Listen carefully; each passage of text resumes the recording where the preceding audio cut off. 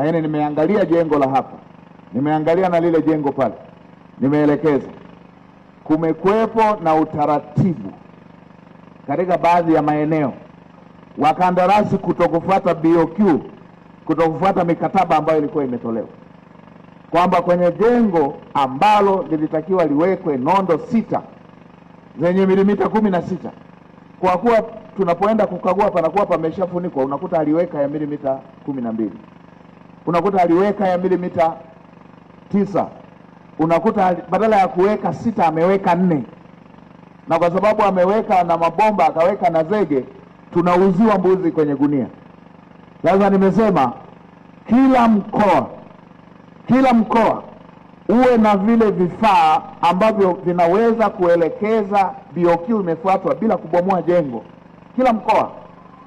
Na bahati nzuri ndio tunaelekea kwenye kuandaa budget, na wawe na wataalamu wale wa kuyakagua majengo ya aina hii, kwamba unaangalia BOQ, ndio ukaguzi wenyewe huo, na unaangalia hicho ndicho kilichowekwa kwenye jengo.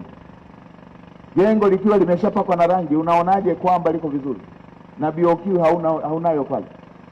Kwa hiyo tupate hivyo vifaa. Na nilivyoingia kwenye gari baada ya kutoka pale kwenye chuo, nimeambiwa yule kijana anaitwa Azizi aliyekuwemo kwenye mbio za Mwenge yuko mkoa wa Pwani.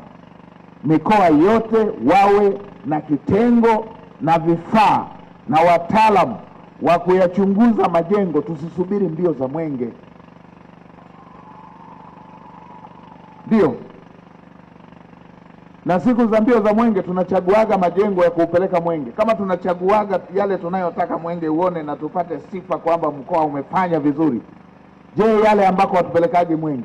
Kama pale ambao tumechagua wenyewe, yani mtihani tuliojitungia wenyewe, yanakutoaga makosa, je, kule ambako hatujawapeleka? Sasa kwa kuwa vitengo hivyo kazi yao ya kila siku ni kufuatilia hayo, tunataka vifaa viwepo kila mkoa, wafuatilie kila mkoa, kila jengo, ili tuweze